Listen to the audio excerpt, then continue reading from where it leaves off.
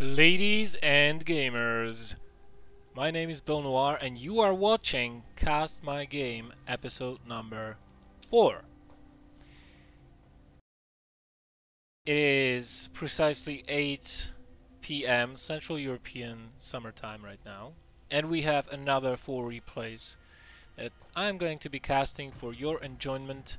Remember, this is the show where you send me master level 1v1 replays and I get to cast them. The only requirement is that they have to be around 20-minute in-game time long, so we can get through 4 games in a reasonable amount of time. And if you have such replays, and if you would indeed like me to cast them for you live, then all you have to do is send them to the email address you see below my camera window, which is BelleNOiR@cesnap.cz, with the title Cast My Game. Please do include a short description. Most important things, your player name, because I have no way of telling which one of the 2 players in the replay actually is you. And if you have a Twitter, a stream, a team, a website, anything, and you would like me to shout out for you, then please do include those as well. And today, unfortunately, we don't have any replays that require shoutouts, because the guys that sent these replays we're going to be casting today have not required any shoutouts to be made. So, without further ado, let me just welcome everybody tuning in.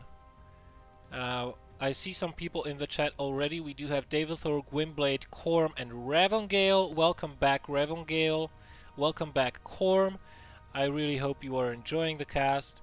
And if you would like to support the stream more and the show, please tweet about it, post about it, hashtag CastMyGame or hashtag BelleNOiRtv. I don't really care which. And yeah, just spread the word, get more people on here. Always nice to have more people to talk with and interact in the chat. Some people ask me, why don't you just download random replays of a replay site and cast those? Well, because there is no fun in that. I want you guys to be engaged in the show, and what better way to do it than cast replays you sent me?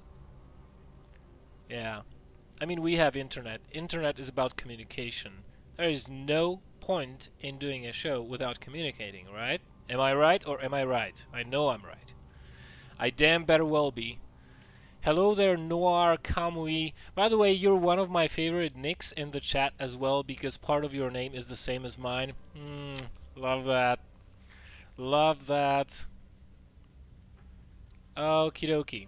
So, with the introductions out of the way, we are getting ready for this. And one more thing to say before we do begin.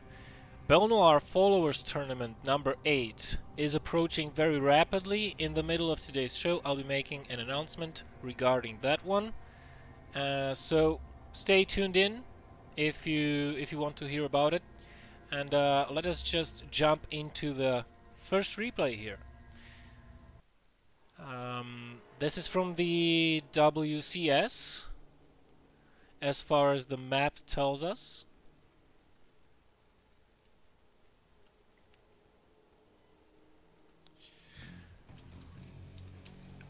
Alrighty. Let me just verify that the overlay switched.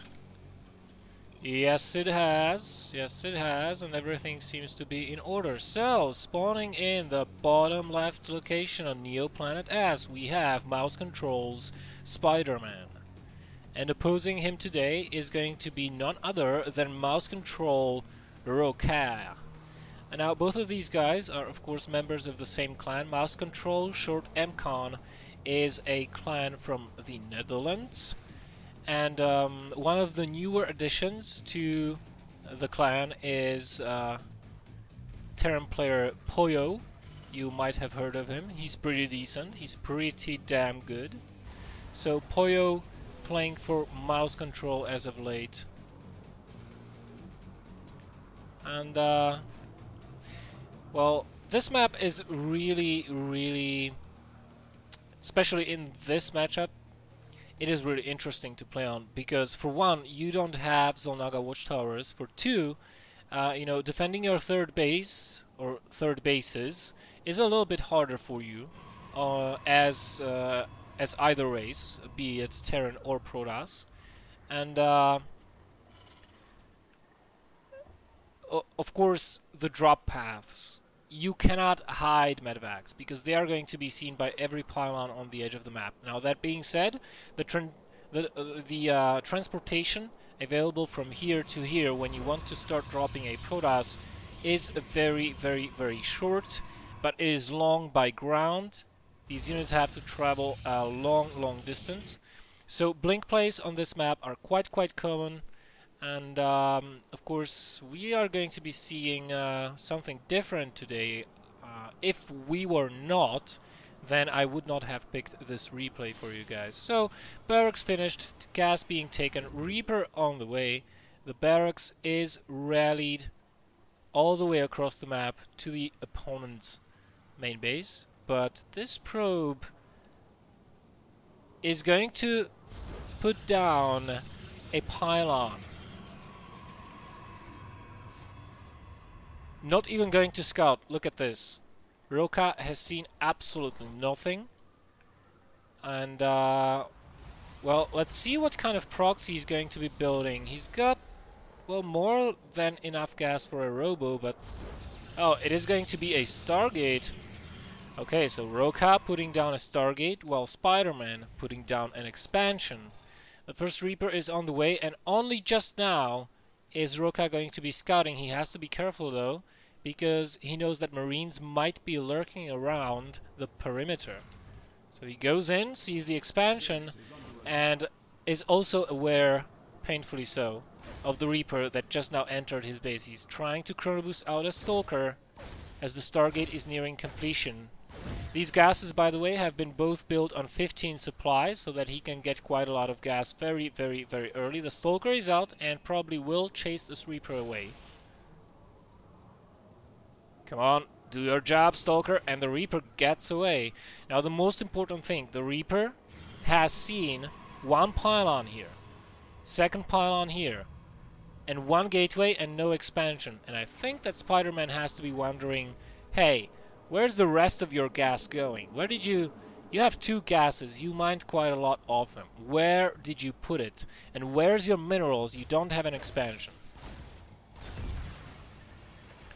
But so far he's not catching on to the fact that there is a proxy. Oh, wait a minute, maybe now he is. Let us see his vision here.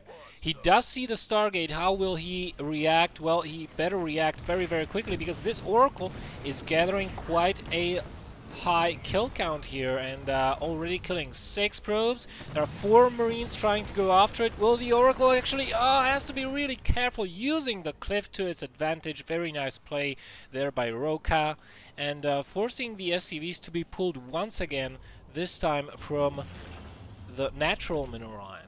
We have a 4-gate, excuse me, 5-gate follow-up to this. So, okay, this is practically as all-in as you can ever get.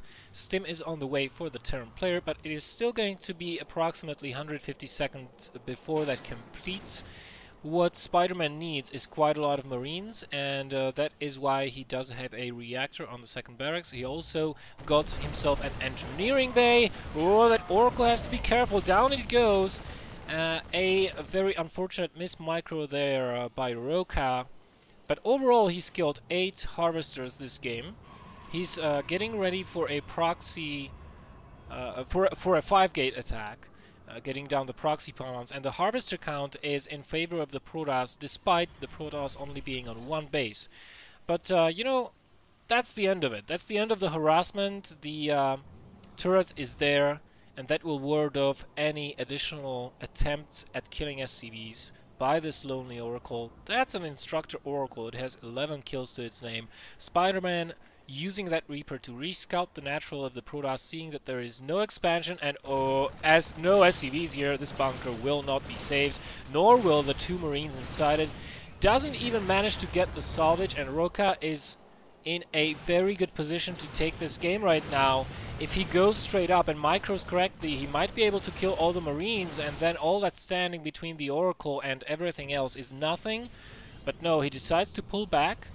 I have to say that doing this with a blink would be much better for Roka, but so far he's just only using basic gateway army, and that is not going to be very good versus soon-to-be stimmed Marines.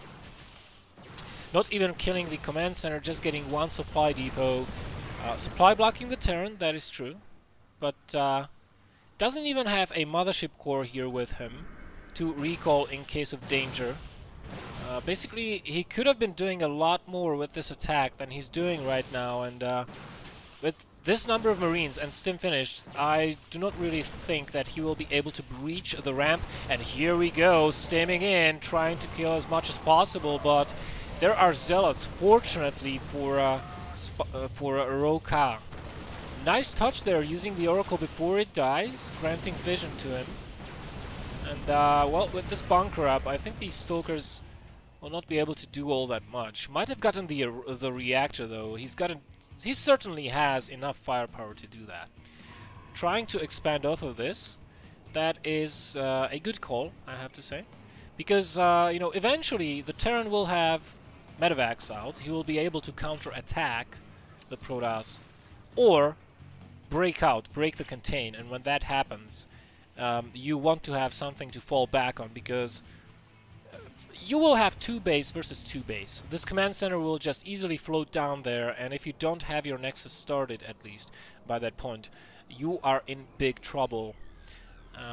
And looks like Roka's intentions are made clear here. He's warped in 3 additional sentries. Nice snipe on the Widow mine there. Miss Micro by Spider-Man. So, he warped in 3 additional sentries. He really wants to contain his opponent by force fielding the ramp and delaying him moving down.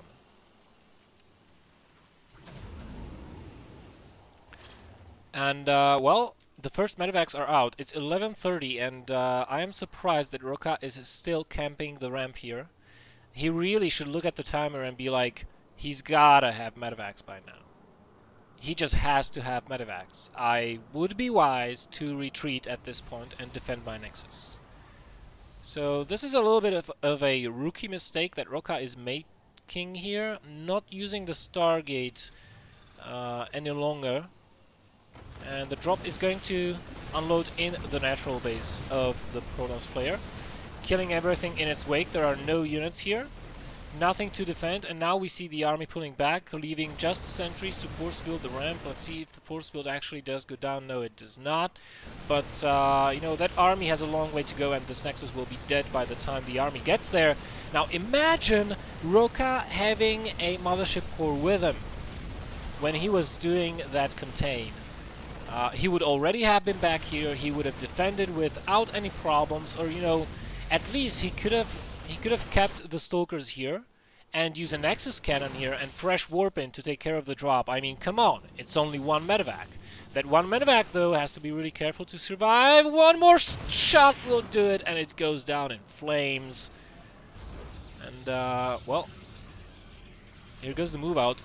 I think, yeah, the force fields are way too late and not very precisely placed neither.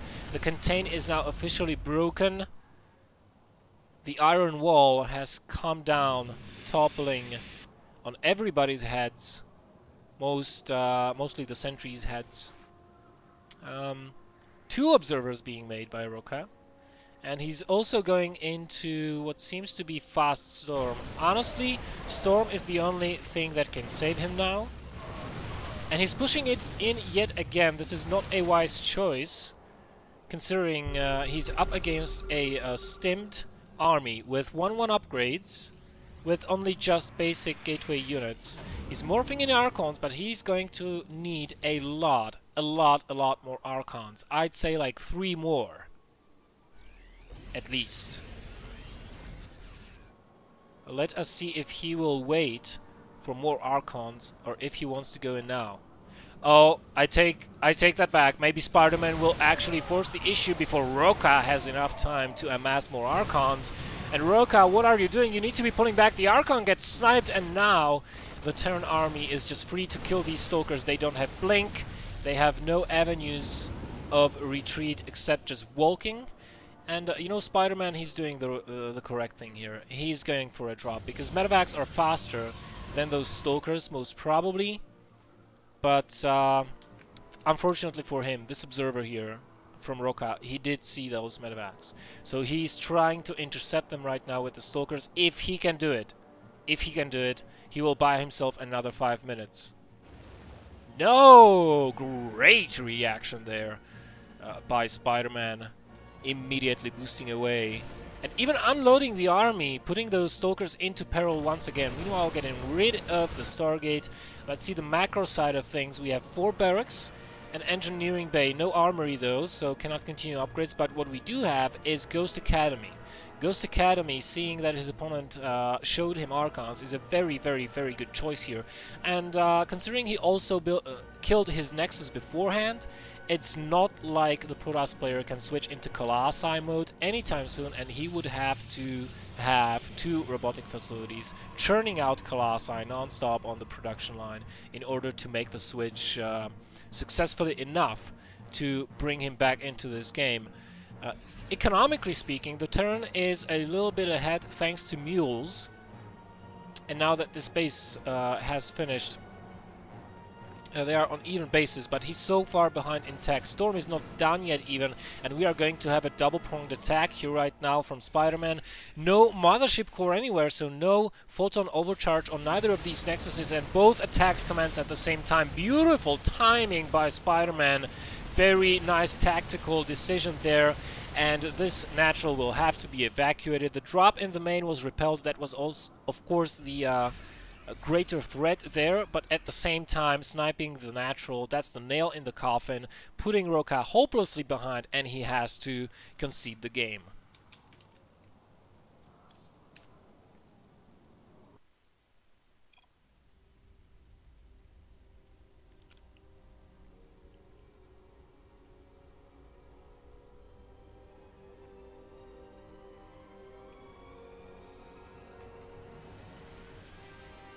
So that was game number 1. For those who just now tuned in, remember, this is Cast My Game. My name is BelleNOiR. And what this show is about, well, if you have a master level 1v1 replay, around 20 in-game minutes long, and you would like me to cast you live, then send it to BelleNOiR at cesnam.cz below with the title Cast My Game. Please do include a short description or any links you want me to shout out, and if we select your replay to be cast, then I shall do so. Another news, we also are announcing BelleNOiR Followers Tournament number 8 today on this show, and we will get right onto it after the next game. Meanwhile, thank you very much for watching. You guys are totally awesome and kick-ass. The next game is going to be a TVZ on Whirlwind.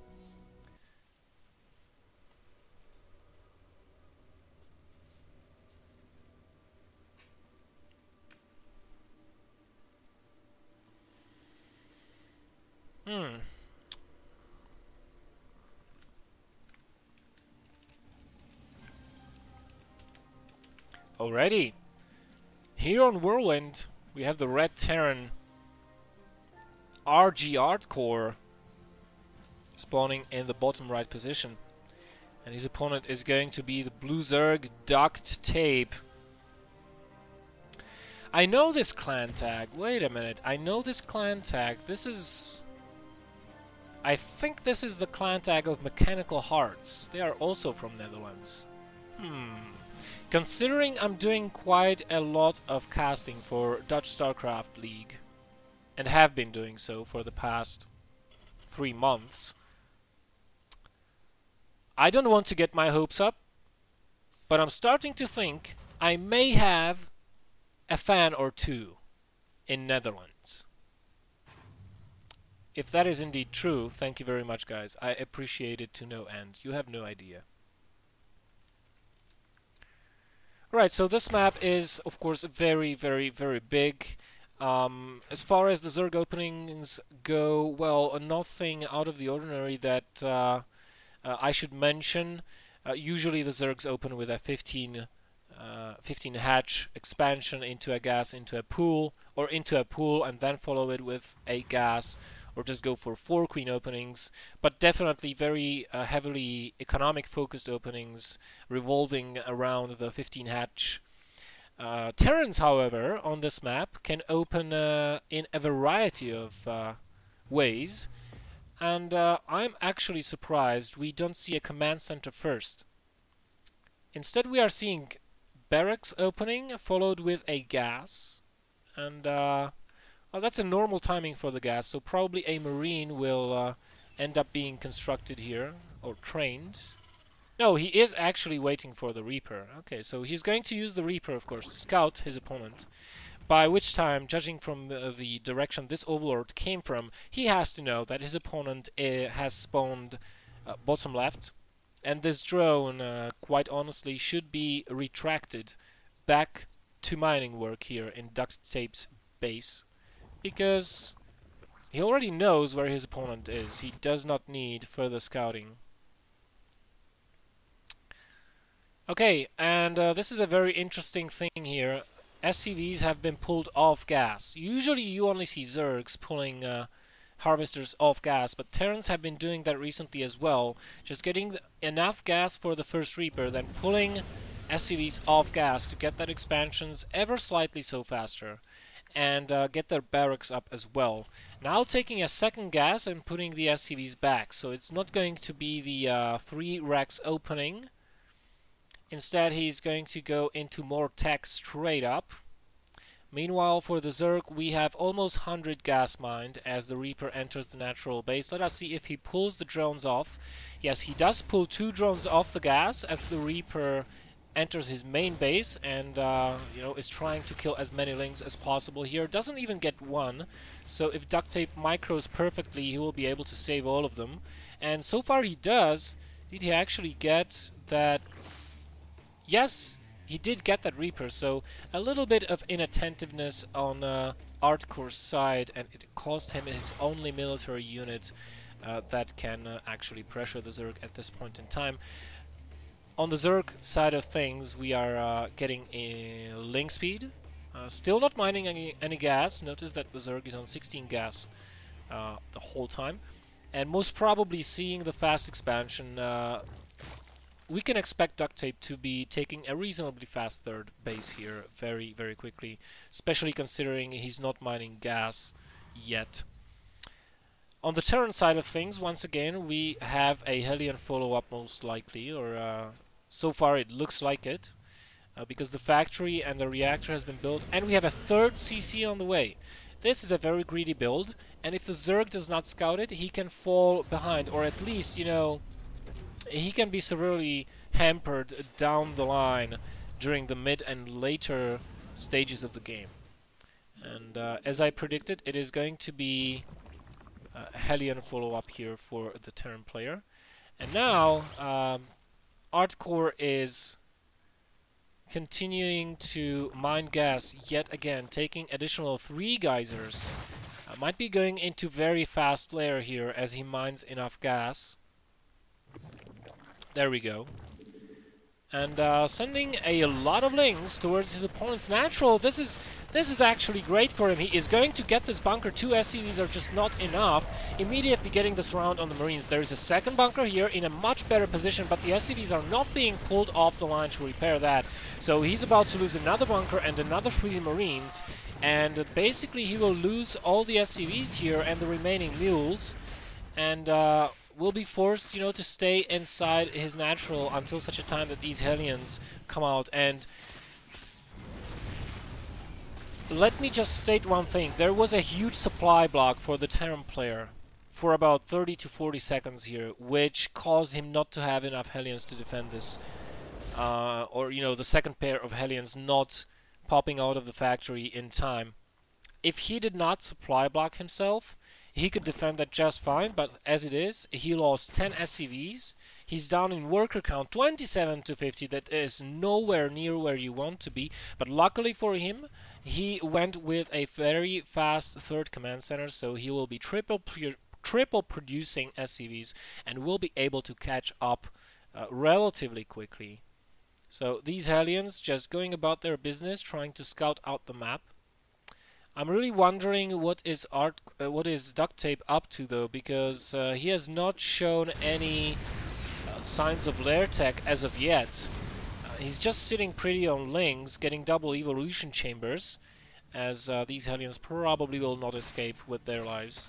Oh, a missed surround there by Duct Tape though, causes those Hellions indeed to survive. Maybe 2 of them will go down, and they do indeed fall. 2 of the Hellions survive though, so, you know, a decent trade for both of these players. Alright, so we're moving into +1/+1 ranged carapace. Still no additional lair tech. I'm not seeing any Roach Warren. Is this going to be pure Hydra? That would be a very weird unit composition, although it can work. Hydras are very good versus the Terran infantry. Okay, there goes the Roach Warren, so that's what I've been missing, but... Alright. Alright, so we have a Roach Warren, no Hydras, +1 ranged attacks, and +1 carapace. Of course, the Terran also is getting double ups, but nowhere near to be completed. Actually, they're quite evenly timed with the upgrades here, and I think we are going to be seeing swarm hosts. It's either that or some very weird Viper usage, which... Or maybe going... No, it can be Ultras. You don't have the upgrades for that. Let us see which one of these upgrades will get researched. If it's going to be Pathogen Glands, then we pretty much know what's going on. If it's going to be... Enduring Locusts, then we know what is going to happen next. This drop in the main base literally did 0 damage there, killing 5 drones, but that clearly is not enough. Even the Widow Mine not getting a single kill.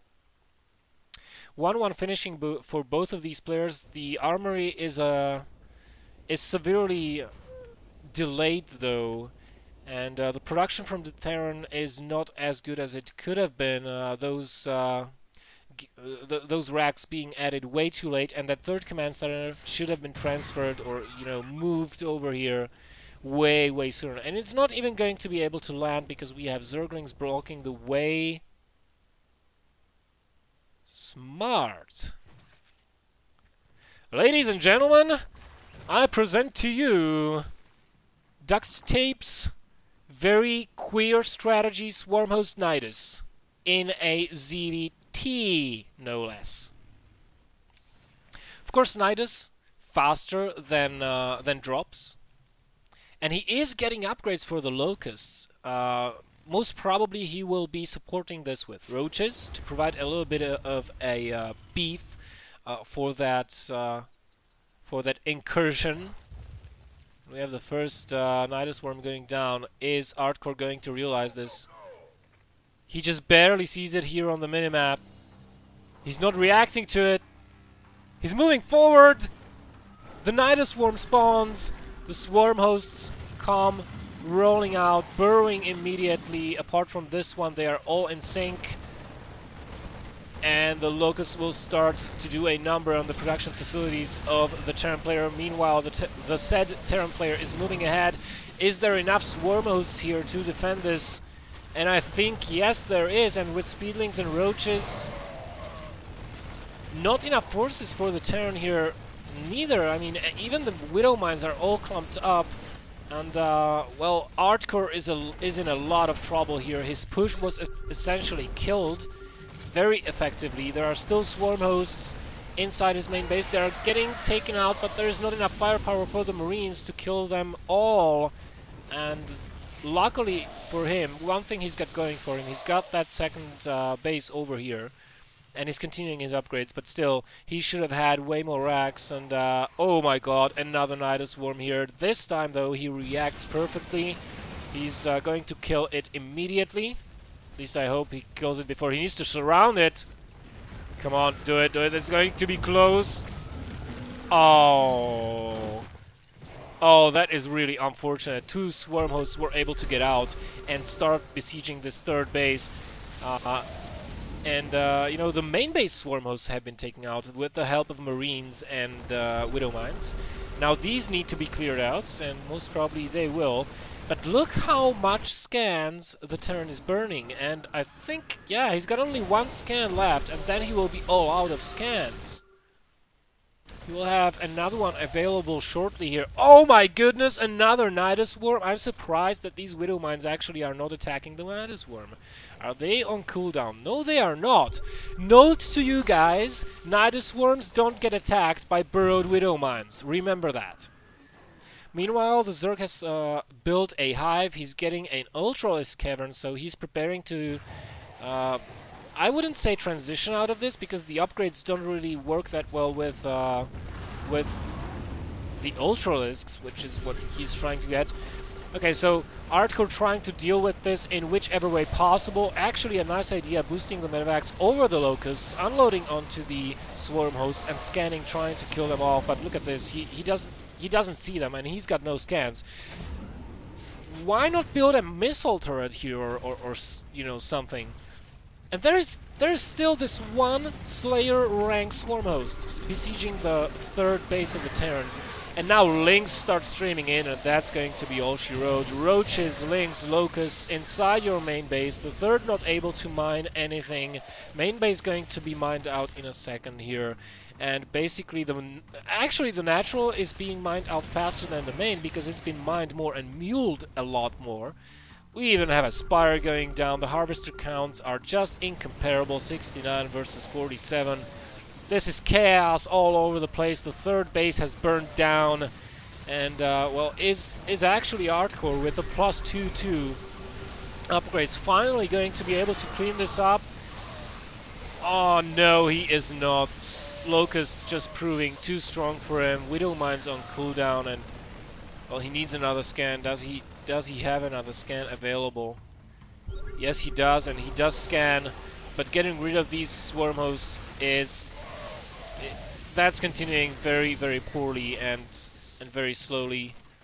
Meanwhile, the Zerg has all the time in the world to expand everywhere. And there's a GG from Artcore. Very interesting game by Duct Tape, who submitted this replay, for which I thank you, because this was one of the more interesting ZVT games I have seen lately.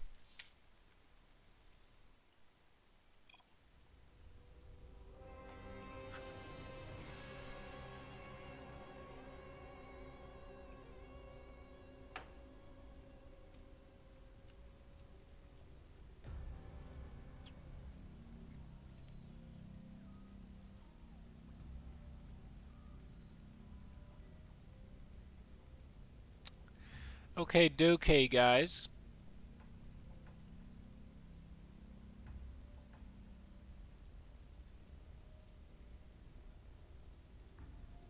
So I promised you an announcement regarding Followers Tournament number 8. Here goes. Get your pens, get your pencils, and mark down the date. BelleNOiR Followers Tournament is going to be played on 11th of May. That is next Saturday. Check-in starts at 15:30 Central European Summertime, as always. The tournament itself starts at 4 p.m. as always. We will be releasing the Team Liquid thread with instructions how to sign up, rules, and everything else. Most probably tomorrow. So let me just recap what the tournament is about. It is a fan-based and fan-run tournament for 16 players, single elimination, best of 3 brackets with best of 5 finals and best of 3 third place match.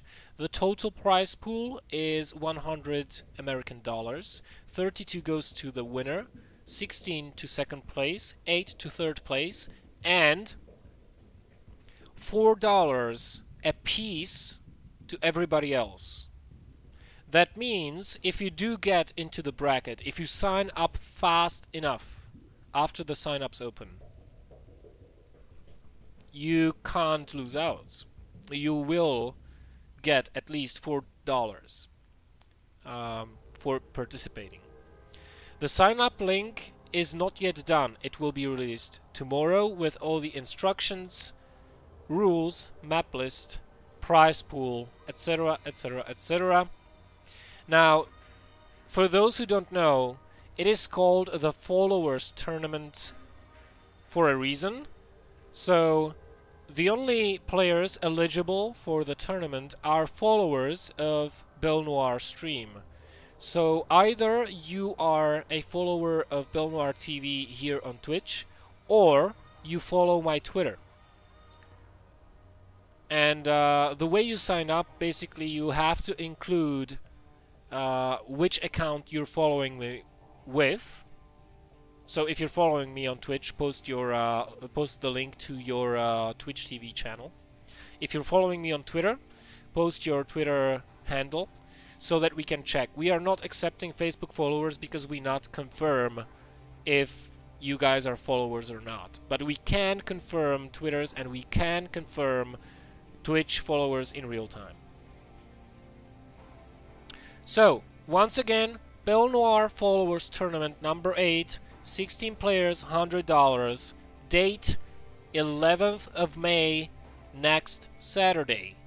Sign-up link released tomorrow, Saturday, May 4th. So if you don't want to miss the sign-ups, follow me on Twitter, like me on Facebook. I will be releasing the link tomorrow so that you can sign up as quickly as possibly as you possibly can. If you want more info about the followers tournaments, go to this link that I will provide you here very soon, as soon as I can find it. There we go. Check out this link on Wikipedia. It contains a bunch of useful links you should check out, like the current point system, the rankings, the seedings, and everything else you will need to know if you decide to participate. Usually the tournament is a lot of fun. Now, I don't have a co-caster yet, so I may be solo casting this one. Never happened before. So maybe I will get someone, maybe I won't, but nevertheless, that was the announcement. Moving on to game number 3. Game number 3 is going to be a PvP.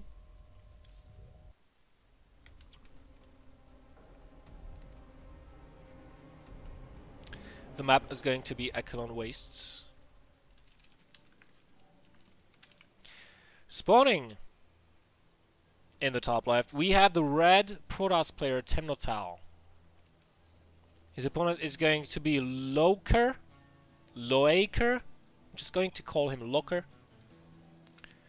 The blue Protoss in the bottom right. Now, lately I have seen a couple of Temnotal's replays. He's very fond of going DTs in this particular matchup. So let's see if that is what ends up happening. Now, of course, Echelon Wastes a 2-player map. You can get cannon rush, by the way. Here is a good spot to get cannon rush. You can put a pylon and a cannon here, and then move with a probe here, and the cannon will cover your probe as it builds additional pylons and cannons here. But it's a long way to the nexus that you have to cannon, so it takes a very long time. I wouldn't actually recommend that. Just saying that it can be done. Of course, proxy stargates in this location that is long ways off from the main base, difficult to scout, also a possibility. Temnotal getting a 13 gate, same as his opponent here. Let's see the gas timings, because this usually tells you a lot. Whether it will be double gas on 15 or single gas on 14 and then another one at 15 or 16, or if we will see just normal gas timings. Okay, so far it looks like Locker wants to be doing the double gas opening on 15. Should be chrono boosting actually. There we go. Now the problem with double gas openings is that your core is delayed by a couple of seconds if you do it wrong. Which... let us see. Yeah, he should have cut this probe to get the core straight up. This will cause Temnotal's core to be 10 seconds ahead of his opponent, which, if he's going for a very fast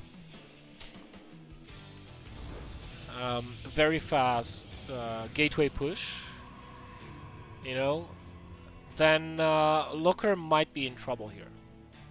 I'm saying might be because Mothership core is pretty good. But that being said, the Nexus Cannon extends only up to here, roughly. So you can still go around with the units, or build a pylon here even, and still continue your attack once the photon overcharge disappears, or wears out. So Chronoboost going down onto the warp gate in Camp Locker. Temnotal deciding to Chronoboost probes instead. He's getting a second gateway, so most probably he'll be opening with 3 Stalkers. And his opponent looks like is going to be doing the same. Does he have a pylon in construction? Yes, he does. So he won't get supply blocked when that second gate finishes, and he will be able to start producing Stalkers straight up. Perfectly timed as far as resources go as well. This is an opening I favor to do quite a lot lately in PvP, I have to say. And we have Mothership core in production for Temnotal and already out for Lockers, so, you know, a decently defensive build. And Temnotal, he's got a probe here to build a proxy pylon later on, and looks like Locker is, he definitely wants to do a 3-gate pressure, but he hasn't scouted his opponent yet, so, you know, if he gets attacked by oracles, for example, he might be in trouble. But no, Temnotal will be going with Twilight Console. Not that I'm surprised, knowing that he really favors Blink play later on. And, well, he's not going to be able to get this pylon down. Has to save that Mothership core. Time Warp going down, but the Mothership core still in play. Oh, huge miss micro there by Temnotal, trying to get that one Stalker and losing 2 Stalkers because of that, and he might even lose this Mothership core. Looks like it will survive, barely. Yes, it will. The gateway tech finishes. The gateways are opening up, but so are Lockers. And first warp-in already happened. It's going to be 5 Stalkers versus 4. Temnotal in dire straits, using that time warp before he has to pull probes. No photon overcharge for him. Did Locker see the Twilight Council? Yes, he did, but we have no blink on the way. Instead, we have a Dark Shrine. But with the Stargate, you know, all it takes is 1 Oracle and you're perfectly fine, and you can get your Robo facility. Moreover, taking those probes off mining will make Temnotal's army a little bit smaller, because he just does not have enough minerals currently to be warping and everything. And here we go again, Locker going for another strike here.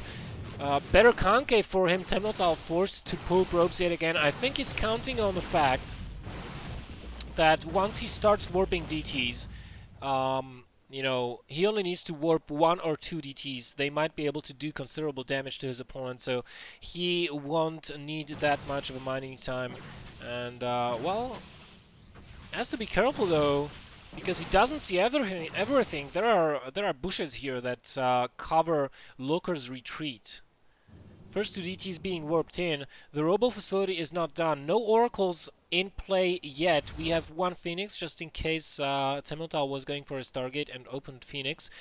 I'm just a little bit confused, because Locker saw the Twilight Council by the time he was queuing up that Phoenix, so should have cancelled that, most definitely.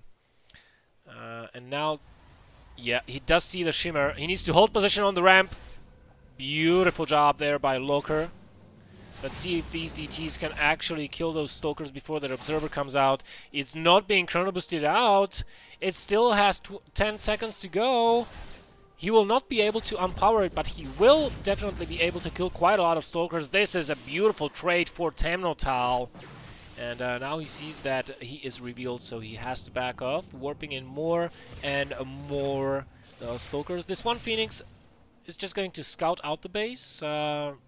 and we don't have a blink follow-up to this. Instead, Temnotal very wisely not going to press the issue. He's just going to morph that into Archon. No point trying to forcefully use DTs when your opponent has an observer. He's going to try to push up the ramp. Archon leading the charge. Nice concave for Temnotal, but the Archon has been sniped very, very quickly. Temnotal, though, does have the Stalker advantage, but with the additional Zealots being warped in, he has to pull back, or would be wise to do so. Very nice micro so far. Maybe even this one Stalker will survive. Another pylon being built here, but ooh, wow, okay. Temnotal reconsidering. Maybe he saw the Immortal. Actually, I think he did, and that caused him to reconsider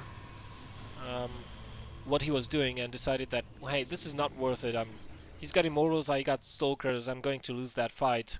I may as well go back and expand, which is what he's doing. Of course, the expansion is seen by that Phoenix straight up, and now we have Charge on the way, so most probably Temnotal trying to go for Archon Charge Lot, trying to transition out of this somewhat. And, well, don't get me wrong, Charge Lot Archon versus Immortal Stalker is pretty damn good, but you have to get a lot of Charge Lots out. And a lot of Archons. And then it works very, very, very well. And here we see Temnotal flooding with gateways. And as the game is slowing down, let us just see the Harvester counts 30 versus 29. So the game is very, very even at this point. But look how much resources he's lost during the course of this game. Most of those were the Stalkers killed without any return fire by the DTs. And oh, is he going to lose this Phoenix? Yes, he is, so no more scouting for you. Still has the Observer with him. I wonder if he's going to use it. Oh, he's got 2 Observers actually, so yeah, he's going to be using the second one to scout Temnotal out. He does know about the expansion. He doesn't know about the composition, which, you know, is going to be precisely what Temnotal needs. But without any blink, that's really courageous of Temnotal, trying to poke up that ramp without having any blink at all. Of course, Loker can't know that, because it can be that Temnotal has gotten blink, just did not show it yet. And, well, Temnotal ahead in this game slightly as far as resources lost go. Economy-wise, the game is pretty even, and Temnotal does have a Forge and already +1 researched, which gives him an edge in any upcoming fight versus Loker. Nice move by Temnotal here, pulling the army to the side with the proxy pylons and then trying to attack, but Loker reacting very fast as well, very quickly. Putting down the photon overcharge on the Nexus. So Temnotal has to retreat, and once again he re-evaluates the situation and he's like, well, you know, probably would not be able to break that.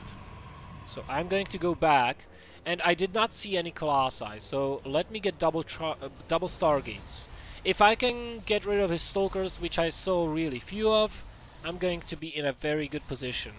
Now I'm going to try and find the Observer here from Loker. Yes, it has seen the double Stargates going down, so let's see what his response will be. He already has a Stargate of his own, and he's getting a Dark Shrine for whatever reason right now.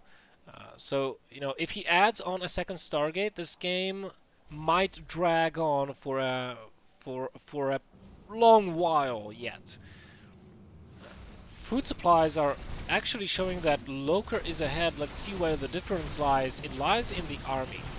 Because Temnotal right now, well, he's getting double Void Rays, yes, that's true, but that also means that his gateway production is going to be hampered.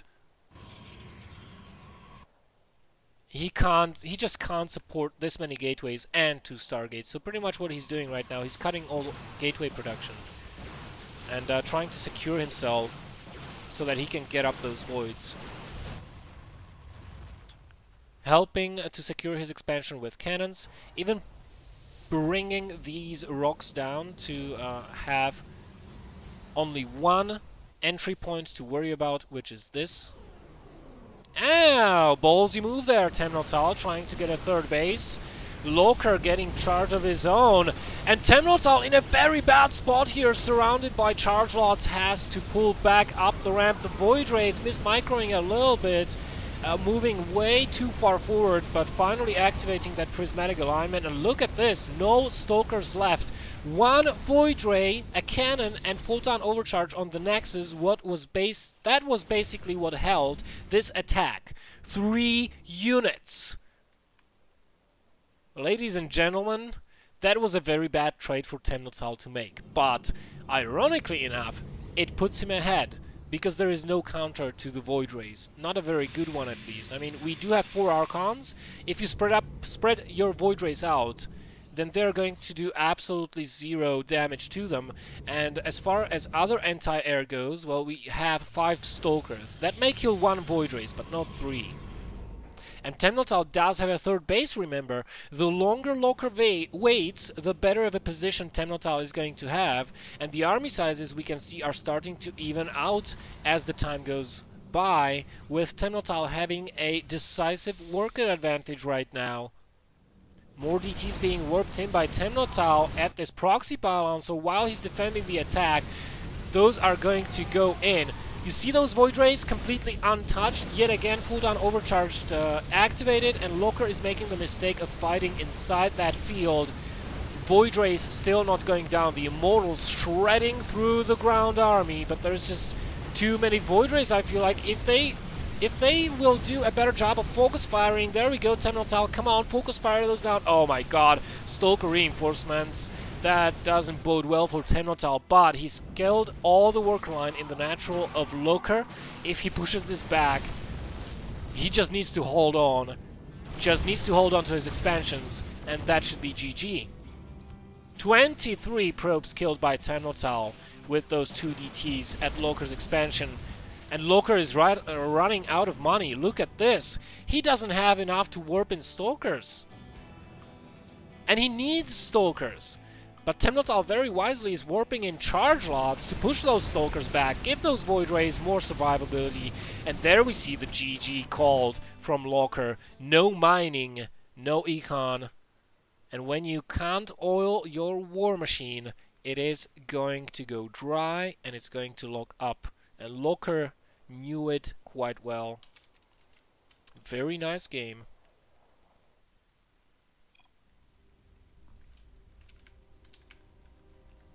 Thank you very much for watching, guys. This is Cast My Game on BelleNOiRtv, where I cast your replays. If you have a Master 1v1 replay, approximately 20 minutes long, and you want me to cast it, send it to BelleNOir@cesnam.cz. That's my email address below the camera window, with the title Cast My Game. Include a short description, and if the replay is better than all the others, I will select it, let you know via email that I'm casting it. I'll let you know when, and then you can watch. If you missed the show, go to my YouTube. All the archives are there. So, let's go into the final game we have today. Are you guys pumped?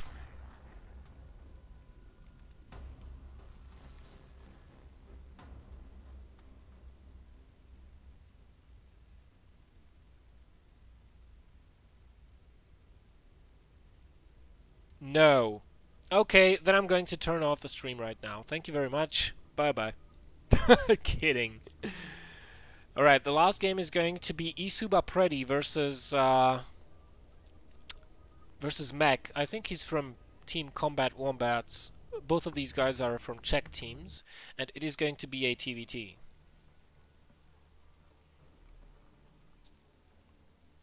Isuba, of course, the only professional StarCraft 2 esports team in Czech Republic. Or, well, maybe not the only professional one, although I think they are the only professional one, or very close to being one. But certainly the only team that actually has players, or has had players in the past that gained at least some international recognition. So, we have Isuba Predi, a seasoned veteran of StarCraft 2 matches, clashes, tournaments, and battlefields, spawning as the blue Terran here in the bottom on Daybreak. and his opponent is going to be what I think is Combat Wombats. It is going to be the Purple Terran mech. So currently the standard in TVT is open up with Reapers, transition into mass Hellbat drops, and try to mass more bases than your opponent and kill more SCVs than your opponent kills of yours, and you are going to win. Of course, upgrades help.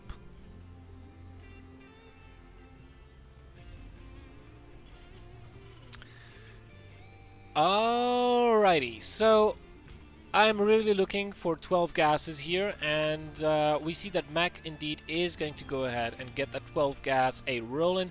Pretty just going with a little bit of a later gas, but still I don't think he's going to be waiting too long for that 50 gas to accumulate before he can start his Reaper. Of course, Mac will be able to start his Reaper straight away as his gas is already finished and starting to be mined. He will be able to start that Reaper straight away as the barracks finishes. No second gas is being taken usually means that we will not see a 1-1-1 opening. Most probably both of these players will be expanding off of this, using the Reaper to scout, and you know, just provide some level of discomfort for their opponent. So first Reaper on the way from Mech. And Preddy will be getting his right after this Marine. Or he might get an add-on. Oh! Oh, man, I'm so good! He actually got an add-on. So, yeah, this can be a variety of things. It can even be a... okay, it can be. Has to be a factory opening, I feel like. But before he gets the factory, most probably he will be expanding. Because the minerals are, you know, starting to accumulate quite a bit here. So most probably Preddy will be continuing this on with an expansion and then getting a factory after this finishes. And while he's getting the factory, he'll be producing Marines, just to have enough Marines to defend. This is a very viable opening, you know, if you're going to be expanding. Because if you have that reactor, you will be able to rank up your Marine count very, very, very quickly. Oh, Gosu scouting by Mech. Scouting exactly what Preddy is up to. Already has one kill, did kill the scouting SCV. We have another Reaper holding the watchtower, but the first one has been taken out. A little bit of a miss micro, or rather a very Gosu positioning by... Oh my goodness, that was actually really smart. When the Reaper got here, Preddy decided, hey, let me build a supply depot here. And then he can't leave and my Marines will kill him on this side. That was quite ingenious, I have to say. Guys, copy this. Like seriously, if you're a Terran and you're having problems with this on this map or a map of similar layout, copy this idea.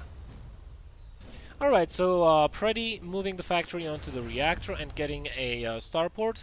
We'll be continuing this on with a Widow Mine drop, most likely. Or he can just build Widow Mines for defense, you know, position one here, one here, one here, one here.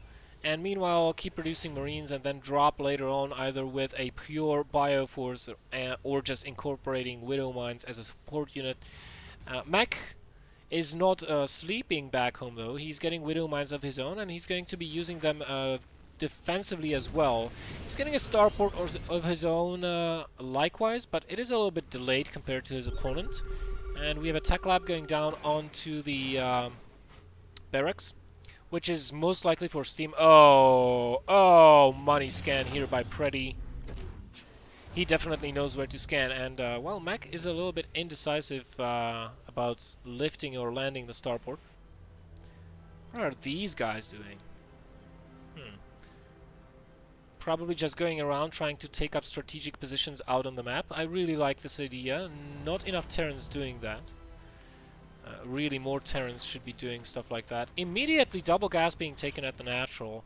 So, what I'm thinking here is, you know, either a second factory, the tech lab still missing on the racks, so definitely not going to be a bio-focused play, because otherwise you would have a tech lab on the racks already getting stim, but it's not. And there we have a second factory, and this is a very interesting thing. Instead of getting an engineering bay relatively early, you're getting a tech lab onto the starport just to be able to have detections. I'm talking about ravens right now. And we see that the first raven is in production, and oddly enough, Mech is pretty much mimicking Preddy's build entirely here. He's just getting that third command center a little bit earlier instead of that factory. We have a drop going down in Preddy's base, but very nice reaction time saves Preddy quite a lot of harvesters. Only 3 kills on those Widow Mines, and the medevac, I believe, has been taken out. And Preddy, in the same time, or at the same time, is dropping mech space as well. Let's see how this trade ends up working for him. There is a force trying to defend this, but Hellions don't kill Marines as fast enough as you would wish. Meanwhile, the Widow Mines have been cleared up in Preddy's base. Drop here also has been cleaned up, so 10 worker kills for Preddy, 4 worker kills for Mech. But the supply counts, as far as harvesters go, are still even. So, you know, game is still pretty much anybody's game, basically. And both of these players producing tanks and Hellions. Preddy even getting a Viking, probably to ward against drops. Whoa, I cancelled there. What was that? So, Preddy having 3 factories. Mech already having 4. A little bit of a skirmish in the center of the map. The Reaper should get away. No. Okay, it dies. Oh, so this is what the Widow Mines were for. Oh my god! Preddy even has a Widow Mine here? Are you kidding me? And Mech has not noticed? That's a very good position for a Widow Mine. Just saying. Preddy getting a 3rd base himself, and the factory is finishing up, so we will see Hellbat production very, very quickly here. Do we have a factory for Mech? Yes, not too far behind, I have to say, so they should be quite even on upgrades, they should be quite even on Hellbat counts. Actually, Mech should be a little bit ahead compared to Preddy, just by having that 1 factory advantage, 4 compared to 3. And, well... But here's the thing, okay, Mech is actually getting tanked. Whew. For a moment there I was afraid he was a little bit behind on his tank production, but he's not.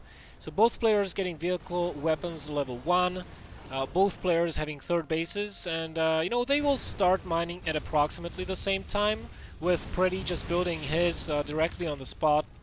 Oops. This is what happens sometimes, excuse me.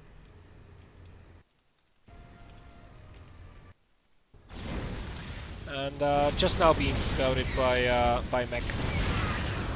But he knows the timing roughly. He knows this base will land just as Preddy begins mining from his base here. Harvester counts still even. Resources lost. Well, actually Mech is a little bit behind because he lost quite a lot of his units needlessly with Preddy being able to preserve his army a little bit more. And I just want to see if Mech is actually able to produce off all of these factories, and he is. So, you know, Preddy, I don't quite know how he's macroing with this build, but you know, his gas is starting to climb quite a lot, and that's never a good sign. With a good build, you should always have, or most of the time, you should have your resources equal, or relatively so. And Preddy tries to push in here, even a Seeker Missile trying to go down on the tank, taking out one of them, and will Mech be able to hold this? He has to pull the rest of his army here. Quite a good trade for Preddy, but Mech, you know, he pushes this back. Even he will be actually able to kill all of this stuff, barring the... wow, he actually did get the Raven and the Vikings as well. So the resources lost actually showing that Preddy is a little bit behind right now. This is a really close game, and Mech is starting to get an advantage for himself. You know, getting a little bit ahead in supply, having more production than Preddy. Pretty still doesn't have additional factories. I'm starting to worry a little bit for him. If he did not get additional factories up until this point, now is a prime time to do it. He is getting drilling close for his widow mines to be able to burrow them faster, and is moving towards the would-be fourth base of Mac, sieging up the tanks. But those tanks are lacking support. They are going to be taken out. Not enough Hellbats here for Pretty, and I think Mac really should be able to kill this. Even landing Vikings to be able to take out that tank. So Pretty just donating 3 or so tanks to Mac for no return. And Mac will get this fourth base up unimpeded. Meanwhile, let's look how the upgrades are doing. Well, vehicle weapons level 2 on the way for Pretty, but not for Mac. This can prove to be a big problem later on down the road, because in such a close game as this, yes, it is true, Mac does have the supply advantage. He has more bases, or will have more bases in a little while here. Well, actually, he'll have the same amount of bases, but he does have a higher supply. He does have a larger army, because he's got less SCVs than Pretty does. Fourth base cancelled by Mac's move out here. He doesn't know about this base here, though. He could knock that out if he'd wanted to. Meanwhile, Pretty is moving towards the fourth base. There's only one sieged up tank here. The 2 other ones are unsieged. That is not a good sign for Mac. And he will lose this base, and he will lose those forces. Meanwhile, he forces Pretty to lift off his third base and fly it away. But it is going to be taken out by these Vikings. And, you know, Pretty needs to siege these tanks up, as Mac, with some immaculate defense, keeping this fourth base alive, holding on to it, and nice job getting that Raven. He will win the air battle as well. And Mac says, well, I got your base. I'm a base up. That's all I wanted. Let me just pull back. Pretty getting vehicle ship plating level 1. So, you know, Pretty, despite being down in supplies, he is gaining an upgrade advantage, a solid upgrade advantage over time. Look at this. Just now, the +2 attack for the Mac army started for Mac. Like I said, later on down the road, this can bite him in the ass. And I have a feeling it will. But at the same time, if he manages to max out, unless he takes a really bad engagement, he should be able to win most fights. Pretty just does not have enough units to be everywhere at once. So, you know, Mac can defend with a couple of tanks here, a couple of tanks here, and then just use the rest of his army to slowly push Pretty back into a corner and then smash him between a rock and his siege tank shells. Crucio shock cannons being very effective. When you mass tanks in these numbers, well, this time it is going to be Mac who wins the air battle. No Ravens on the field yet, and well, Pretty realizing how important those Vikings are to get him vision, so he decides to save them by landing them. 78 versus 74, so Mac caught up in Harvesters. His army is still superior in numbers to Pretty's, but he really needs to... No, don't unsiege your tanks all at once. I was about to say he really needs to move some of the tanks around, knock these rocks down, or go from the back and siege them up so he can force a better position for him. He decides to do that, sort of, but he's taking the other approach. He's trying to go from the north.